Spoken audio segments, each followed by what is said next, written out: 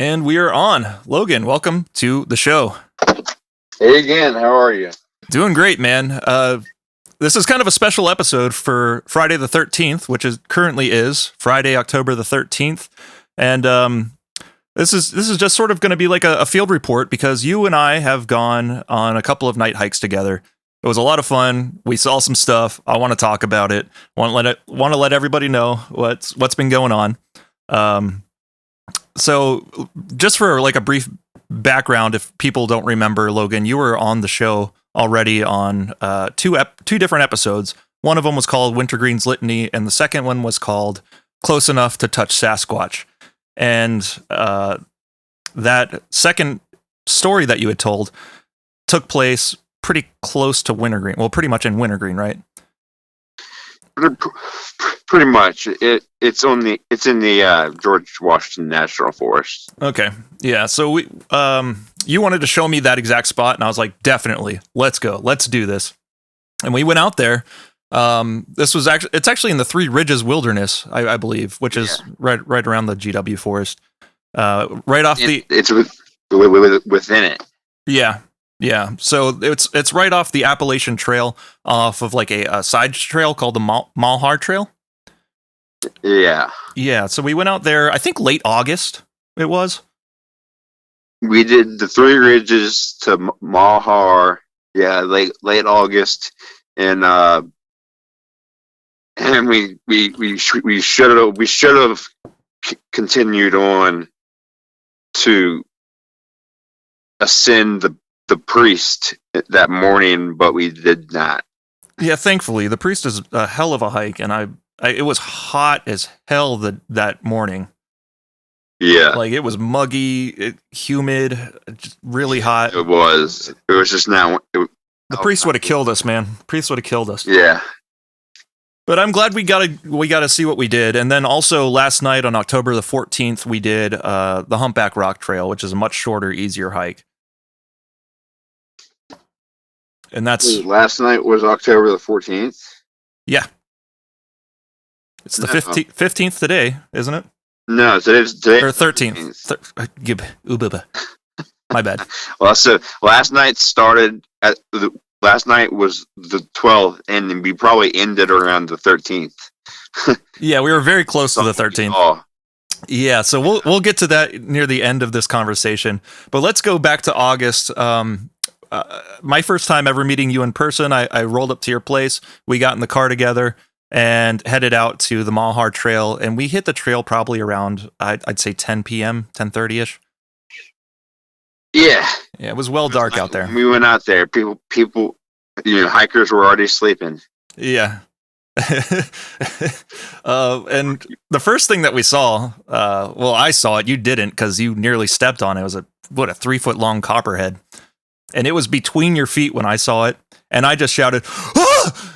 And you turned around like you'd never turned around before, I'm sure. It was like a pirouette. And I jumped. The snake freaking jumped. Yeah. And then it slithered off the trail. Oh, and it was just a close call. It was my second close shot in less than a month. So the leather boots, cowboy boots, I really feel protected. Yeah, you've got thick pants and thick boots on as well, so good thing that you were up front. Yeah. Yeah, that was pretty interesting. You want to. I think what's also interesting is, you haven't had as many experiences, I would say. Well, not quite like yours, no. Yeah. But each time that we've gone out together, something's happened. Well, whether it's strange or not, we don't know. Right. Well, you're 2 for 2 for me seeing things that I have not seen before out on the trail when I'm with you. Yeah, and again, it's always very coincidental. It happened right when I said, "Oh, I guess we're not going to see anything tonight." Yeah, that was last night. You were just like, "All right, I'm concluding nothing's going to happen," and then boom. Yep. But anyway, we are on the Mahar Trail. I'm sorry, dude. There's like a loop back coming through with the Bluetooth. I can hear myself speaking to myself. Okay, let me change that for you. All right. Check. There we go. Check. All good. So we continued down the Mahar Trail, and we got to a point where we were crossing a creek, and we just sort of stopped and were enjoying the sight of the creek. And off to the we took a drink. Yeah, we were filling up our water and all that. And off to the left there was some light coming through. And I thought it was like the moon, even though it was like a reddish light. That's the only thing I could really think that might be. But you said that it was an orb, and as we're sitting there looking at it, I realized it's below the tree line. It's like 15 feet off the ground. Yeah. And about 30 yards away from us. Yeah. So I'd say we saw a red orb about the size of a cantaloupe. See, I that's funny that you say red. I saw more of an orange color. It was like a red amber, from what I remember. Yeah, I mean, it could be my memory, or we both could just be seeing different things. I don't know. It could be. I mean, it's fairly orangey. Sure, I'll give it that. But to me, it was mostly reddish looking, like on a more red hue. I thought. Yeah, it was definitely weird, and this always happens to me around these things. My memory starts to get hazy. Like, I don't remember like what happened. Like, where'd it go? What did it do? Did it just disappear? So we observed it for about 10 seconds, and it was just staying still up about 15 feet off the ground. And that's when you said it can hear us talking about it right now. You said something like that. And as soon as you said that, the thing floated downwards and took cover behind a bush, and we didn't see it after that. Yep. And I thought that was strange, that as soon as you said that it could hear us, that's when it started moving. And then we continued down the trail, and I didn't get any sort of particular impression or feeling when we were looking at this thing. It was just like, oh, cool, look at that. Is that pretty much how you felt about it? Because that's what it seemed like. I mean, I just knew exactly what it was. I've seen it so many times that I wasn't so shocked, but like, they definitely always have given me the vibe of like they're monitoring you. Yeah. Yeah, it seemed to me like it was either showing itself or observing us, kind of purposefully. That's kind of what it seemed like. Yeah, and I do believe they can hear us. I believe they can. I mean, honestly, I believe they can hear what we're thinking. I don't know.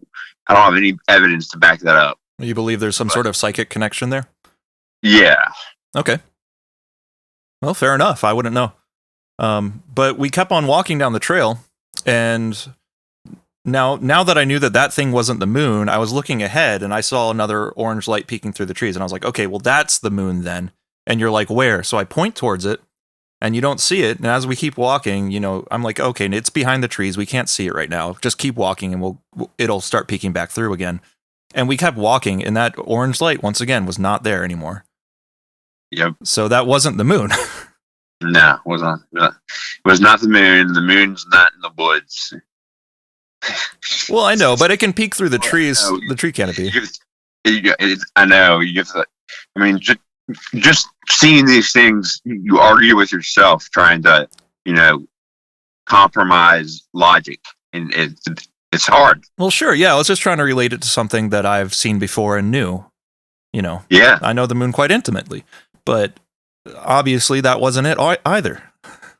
Exactly. Anyway, we kept on walking.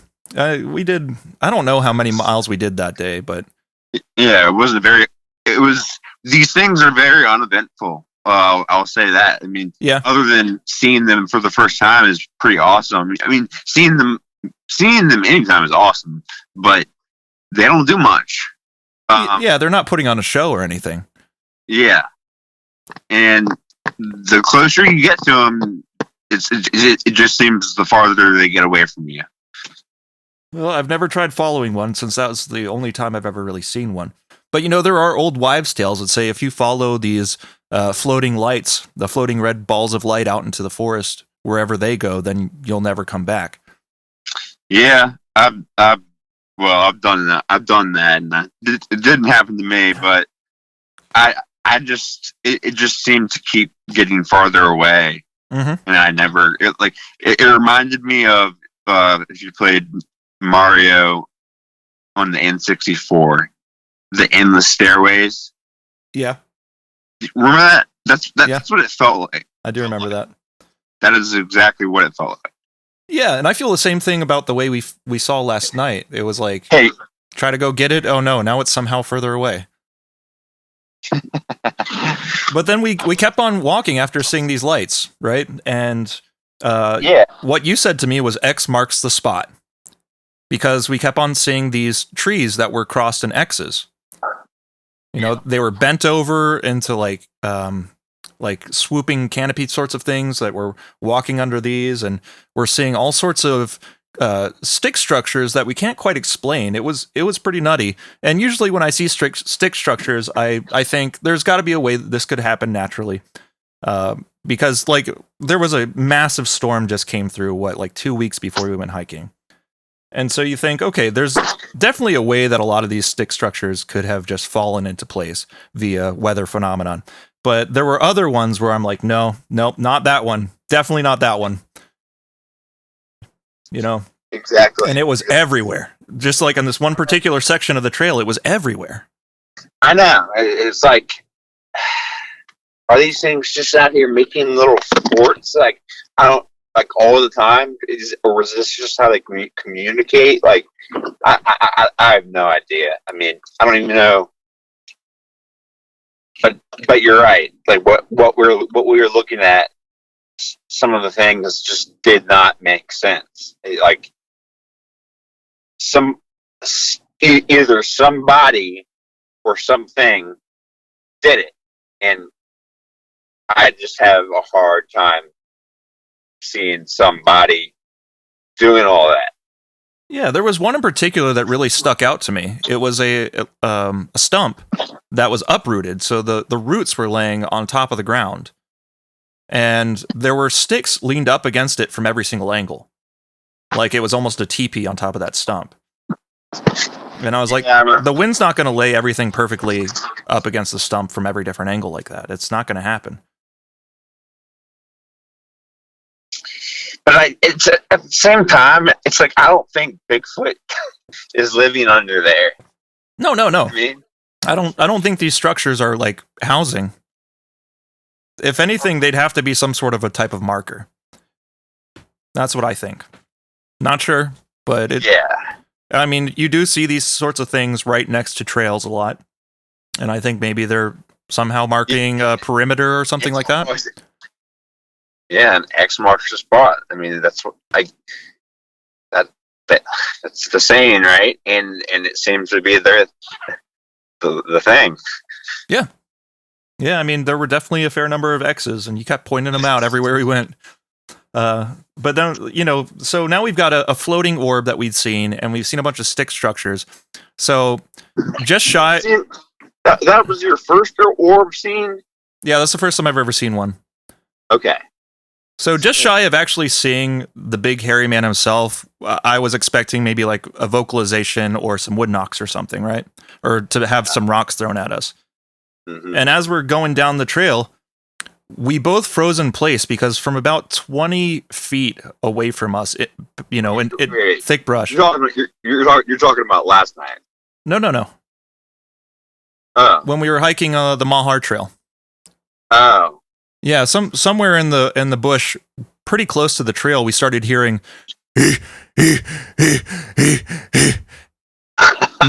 Dude, my knees started shaking. Yes, I do remember that. I was like, "This is it. This is the big man. He's right there." No, it was a big old man sleeping in the tent. I was wondering what you thought as soon as you heard that sound, because I thought right away this is it. Like, we've seen the signs, Sasquatch is here. It was a strange noise, so I was on the same level as you, I think, in terms of this might be it. But I quickly, we quickly turned our lights on whatever the source was. And it was a man sleeping. Well, I didn't even see a man sleeping. I was like, I turned my light towards it. I didn't see anything at all. I just saw the bush. And I was like, whatever is making this sound, I need to try to talk to it so it doesn't come out here and kill me, right? So I go, it's okay. We're just passing through. And then you also said, it's okay. And then we hear somebody respond, all right. Yeah, I think we woke him up. I think so, yeah. It's probably somebody having like a panic attack. Yeah, or he heard us talking about Bigfoot and he was trying to freak us out. That's also a possibility because we were talking. I mean, we didn't think anybody was out there. I mean, you don't really. It's a big place. Yeah, I mean, I didn't see a tent or anything like that, and I know our headlamps aren't the best, but like, you think you'd be able to see a tent out there if somebody's sleeping. Yeah, and he actually wasn't in a tent. He was in just a little hammock. Okay. Yeah. Well, I can relate to him because I have also had experiences while I was out on the trail, and I'd wake up with a panic attack before, and all the other guys in the hiking group that I was kind of like going along with, they were all laughing at me.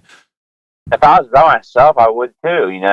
I've actually never, not that I'm thinking about it, I've never been camping alone. It's just something I've never done.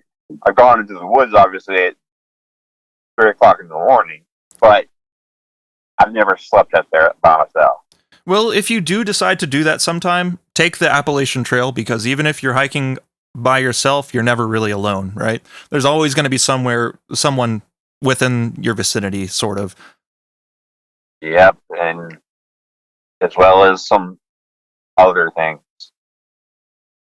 As well as some other things. You're completely right about that. But yeah, we hiked the Malhar Trail for a little while after that and ended up setting up camp probably around like 4 a.m. and slept until about 8, and we hiked back out. Everything was pretty uneventful from that point on. Pretty much. Or, but just like, let us know, like, y'all came to see something. Here I am. Proof. Yeah. Now I'm going to go away. And Logan, I know I've talked to you about this before on the show, but I do have a feeling that there is something special about you. I call it the tagged individual or the marked individual, where I think things are much more willing to present themselves to you, because I've never seen anything like what I've seen when I'm hiking with you. Yeah. As much as I have tried to stray away from that, I can't ignore it either. Yeah, I mean, the whole reason we went out is because you've had your own experiences. And now here I am with you, and I'm having some of these things for the first time. Exactly. And I don't know. Yeah, I guess it's, I don't know if it's me or if it's just right place, right time kind of thing. Right place, right time, and right idea of what to pay attention to. I mean, I don't know. But, I mean, anybody could have been walking down the trail and they would have seen that orb. It was right there in the middle. Like, it was impossible not to see it.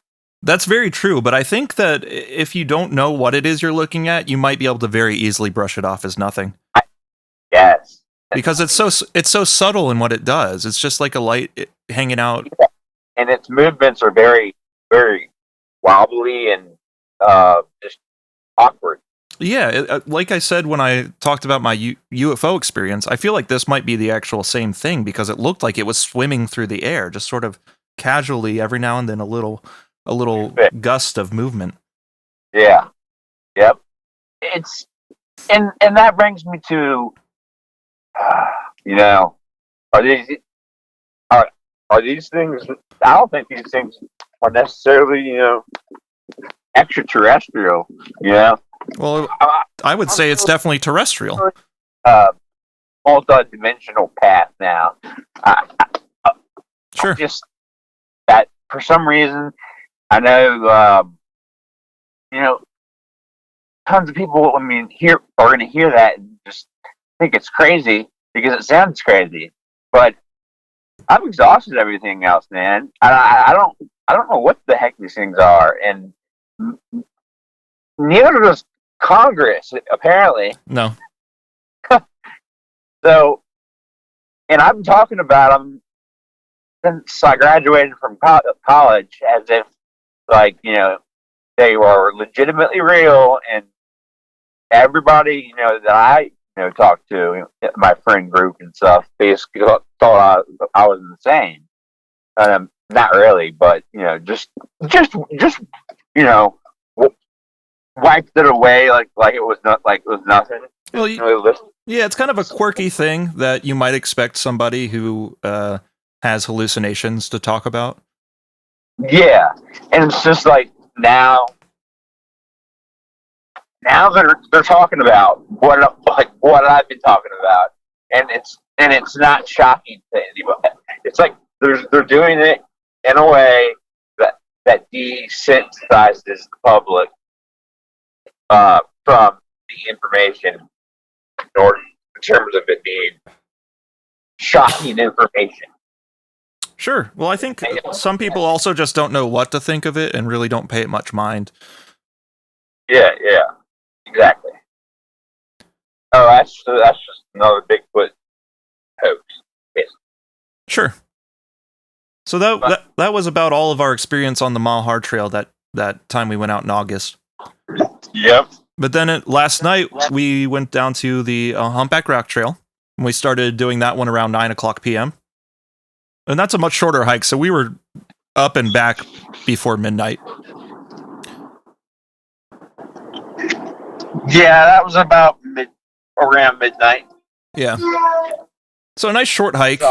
We get up top to the rocks after that climb, and basically we just sat out. Well, actually, I forgot to mention, before we even started the trail, we were looking at the night sky, right? Yeah. And you pointed out, kind of low on the horizon, this really, really, really bright star. Yeah, I saw it when I was driving in. Caught my attention. Yeah, and it was super bright, like too bright to be a star. You said you didn't think it was a star. And I was like, I don't know what that could be, but you're right, it's way too bright. And it was way too low. Like you realized after looking at it that it wasn't up there with the rest of the stars. Yeah, and the thing I like about the trailhead at Humpback Rock is you can see the night sky more clearly than you can just about anywhere. That's why I chose. And I was feeling lucky at that location because of that reason. Like it's just you can see the whole Shenandoah Valley. Yeah, you can see the whole Shenandoah Valley, but you can also see the whole Milky Way. Exactly. It's crazy how bright and intense the stars are out there. But this one in particular that was low on the horizon, man, just sitting there, was so much brighter than everything else. Different color too. I mean, I would say it was, yeah, it kind of had a yellowish light to it, but not super yellow. It was exactly kind of a white yellow. And you were like, all right, so just take note of where that is and see if it's still here when we come back. So then we head up to the Humpback Rock. We sit on top of the rocks, and this time you actually brought a dog with you, which is probably notable. Some kind of a hound. Yeah, hound dog. Yeah. So there's a dog that's meant for sniffing out, for hunting, things like that. Probably pretty useful when you're thinking about things like cryptids and otherworldly phenomenon, whatever you might want to call it. Yeah, there's a reason they have the saying, release the hounds. Mm-hmm. No, we didn't have to release the hound, thankfully, but we had her with us. Maple, very good dog. She loved my beef jerky. And yeah, man, we just sat out on top of the Humpback Rock and we looked over the valley. We could see all of Waynesboro. Everything's super lit up that way. And then you look the other way and it's just the darkness of the mountain. And it was really cool being able to see civilization all lit up, and then on the other side, just complete nothingness of the forest and mountain. And so we just sat out there waiting for something to happen. Nothing really did. I meditated a little bit. That's something that I always do now when I go out on these excursions, because I have reason to believe that it's somehow connected to it all. So I always meditate when I go out, and just kind of put out a radio signal, if you will. Yeah. Saying just show, make me let me know you're here. Yeah, you throw out your psychic beacon. Yeah, and I mean maybe, but you go ahead and tell them. But what I don't know if what we saw was paranormal, but I don't either. I will say I've never seen something like that before. Yeah, I'd have to agree. So we didn't have any experience up there on top of the mountain. We headed back down, and we were a stone's throw away from getting back to the parking lot when we were walking along and heard just a quick little rustle in the bushes, like a twig snap, a leaf rustle, like something was taking a step. I immediately turned around and looked in that direction. And what I saw looked like a kind of a yellow glow, that would have maybe like a firefly would put off. Not more than like 15 paces away from me into the trees. And I immediately wrote off the noise. Like I didn't a chipmunk or something, and I was continuing on, but I noticed you had stopped and you turned around and you were looking, you were like, there's something in there standing looking at us.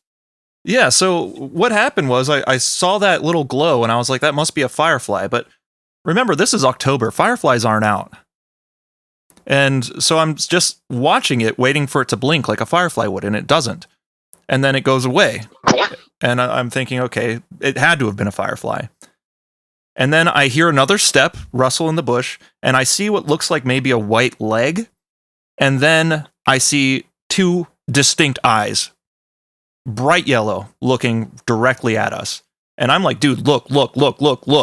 And Logan, sometimes I swear you're blind because you're just like, where? And I'm like, I'm pointing right at it. And you're like, where? And I'm like, it's right there, dude. I mean, we could have taken 15 steps and touched this thing. It was that close. It was like, that's whichever. Hold on, you're breaking up. Say that again. Basically, like it was. I don't know how to explain it. The eyes were just not like any. I've seen, I drive a lot on the road. I spend a lot of time in the woods. I've seen eye shine before, but we were pretty close to this thing, and we were looking directly at it, and all we could see is eyes. Yeah, no body visible whatsoever. Yeah, and that is what stumbles me. I just and then you begged the question, should we approach it? And I said, why not? We've got a dog. It's 3 against 1, and so we started walking towards it, and it's very blurry to me, but somehow that creature or cryptid or whatever it was managed to get from one side of the mountain over to the other side of the mountain fairly good distance, and what seemed to be the blink of an eye. Almost that has been just like transferred over there. So I can recount this in a little bit more detail. When we did see it, it was about 3 feet off the ground. The eyes, I want to say, were about 4 to 5 inches apart, and it looked to me like they were forward-facing eyes. Now, my inclination was that this was a deer based on the height, and I could be right about that, but this thing didn't seem to act like a deer, and it looked like forward-facing eyes, which deer don't have. That forward-facing eyes is what really scared me at first because that's a predatory animal if it has forward-facing eyes. So I mean, it looked I was a bit nervous, and I could tell you were too. Yeah, I was So I don't get. I go out into the woods at 3 o'clock in the morning and do stuff like that. People say I'm crazy. I still get scared, dude. I was scared last night. I was a little unsettled. I'll say that much. Yeah, I was unsettled about walking towards whatever this was because I could not see what it was, and the eyes were so big, and they were just observing us. Yeah, and for a good long while too. We've stared at that thing for about 10 minutes, and it just stared right back. It was going nuts, and it was kind of bobbing its head back and forth. So it seemed to me like also the range of motion a deer could have, but I'm not sure. Like deer usually will look at you and then look the other way, and I mean, yeah, like deer in headlights, but like, but like this, I've seen deer in headlights. This, I don't know. Yeah, I mean, it was striking how bright yellow it was. I tried to get some video of it. Of course, my Samsung Galaxy A20 isn't picking that up for some reason. I tried zooming in everything I could. I just could not get the eyes on video or on photograph. I didn't think you'd be able to. I mean, you had to shine light on them. Yeah. Or they were not going to appear. Yeah, it wasn't self-illuminated. It was only in the headlamp light that you could see these eyes. But they were definitely sitting there just looking at us. And like it was very, very, very odd. Which gives me the impression that if it were an animal, we were being stalked by a cat. Possibly, but it seemed too tall to be a cat, in my opinion. It was about 3 feet off the ground, I'd say. So I'm not sure that a cat's going to be looking quite at that height. Yeah. And so we're out there watching this thing, and we're like, what the heck could that be? And we're calling out to it, "Hello, what are you?" And that's when its eyes. And that's when I was like, okay, this thing's not going anywhere. Do you think we should approach it? And you said, I don't know. Do you think we should approach it? And I kind of want to, but I also kind of don't want to. It was unsettling. My curiosity said, go see what it is. And my fear of the unknown said, back away. So what we did is we started walking back down the trail. And then this thing moves again. I'm like, okay, it's gotten out of here. It's gone. So I keep my light focused on that place. And it had only taken one step, and it's still watching us. And so we end up turning back around, getting closer to it. Now the dog is sniffing the air wildly, and then it starts howling, and this thing's still not going anywhere. So eventually I'm just like, all right, let's approach it. And we both start walking through the leaves, and you can hear every single footstep is a big crunch, crunch, crunch, rustle, rustle, rustle. But this thing, as we're moving towards it, is getting progressively further and further away, much faster than we're moving, not making a sound and not breaking eye contact. Exactly. That was weird. Which made no sense. No. And next thing you know, like, it's way the heck down there, like a football field away. We can still see the trees where it is, but we can't see anything but those eyes of this creature. Yeah.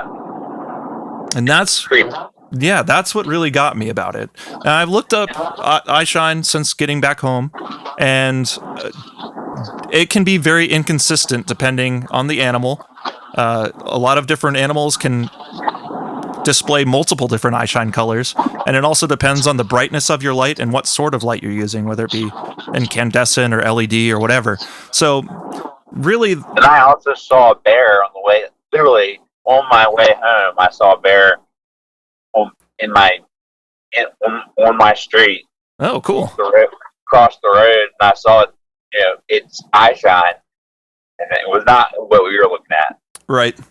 Yeah. So that's really just a big mystery. And now it could have totally been a natural animal, but totally could have been. But if it was, it freaked me out, and it moved in a way I didn't. it moves in a way that freaked me out. Yeah, I mean, there were definitely some aspects to it that make me think that it might not have been.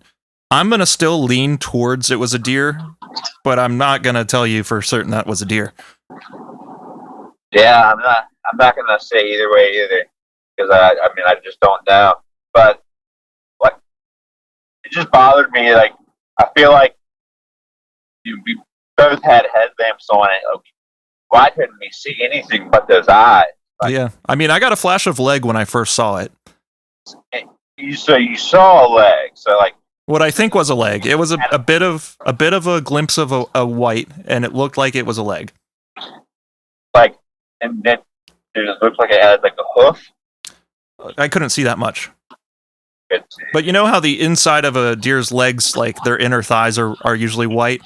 That's what I was kind of thinking it was. okay. Because it had that sort of shape to it. But yeah, very undefined. It was dark. Our headlamps aren't the best, as I've mentioned before.